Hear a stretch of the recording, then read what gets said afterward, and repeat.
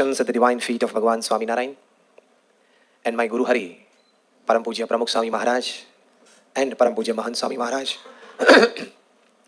My heartiest good morning, Namaskar and Jai Swami Narayan to all the guests present today on this very special occasion on the invitation of the Jew Gymkhana Club. And we have met quite often previously and we'll meet quite often as well because we've... And the topic for the talk today, quantity fills, quality fulfills. We live in this age in the 21st century. Actually, once upon a time, there was a discussion somewhere. Like 3 monkeys were sitting on a coconut tree and they were discussing things as they were said to be. Said one monkey to the other, hey, listen you two, there's a rumor that can't be true, probably that man descended from our noble race. They were sitting on the parapet of the building of a science faculty. And one of the monkey heard a professor talking to his students. Man descended from our noble race. And the second monkey immediately jumped from one branch to another, saying, oh my God, the very idea is a disgust. And the third monkey said, why? And the first monkey explained that man never descended from our noble race. I'll give you the reasons for it. And said, what are the reasons? And the first monkey started explaining. He said, man never descended from a noble race. Why? He said, there is not a single monkey who has divorced his wife and starved her babies. No monkey has ever used a club, a knife, or a pistol to take other monkey's life. And here's another thing a monk wants to get out at night and go on a stew. And we have never known a mother monk to leave aside her babies with others to bunk. The list was too long and finally they said, yes, man might have descended, the ordinary caste, but brother, not from our noble race. This is the fact of the state of affairs, mentally and emotionally, of the 21st century man. I think we are the best of the education institutes so far in the history of this planet.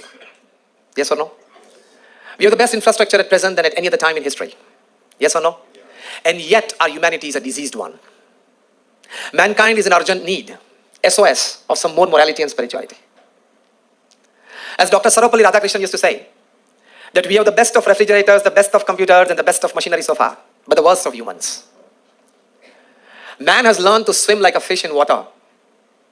He has learned to fly like a bird in air. But he has not learned to walk like a sane human being upon this earth. So this is the age of guided missiles and misguided man. This is the age of guided missiles and misguided man. Day by day, the crimes are increasing in the society. With the best of the education institutes that we have today in the society that we never had upon this planet before. With the best of the sharing of information and knowledge that we have in the society today that we never had before. The deterioration of human values that we see in the society today in the 21st century is the worst, probably, that our eyes and mind could accept or expect.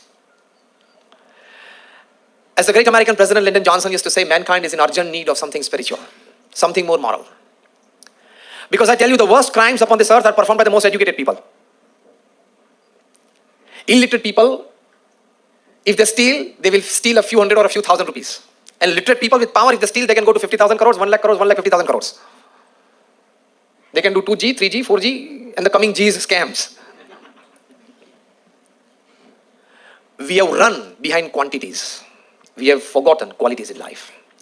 But remember one thing, quantity fills, but you get fulfillment in life only by quality.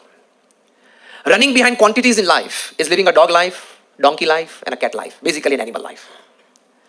They also wake up in the morning, have their morning calls, take care of their families, children.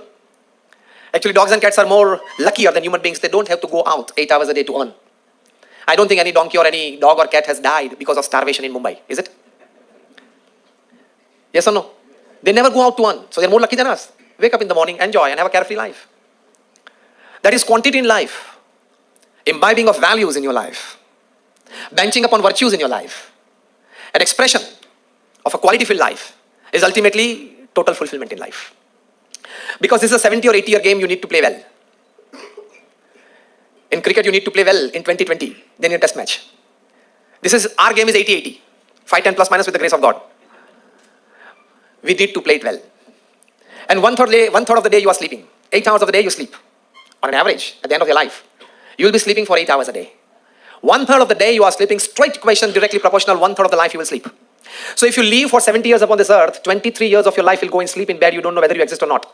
Whether you are a doctor or a chartered accountant or an engineer or a scientist or a businessman doesn't count for 23 years of your life.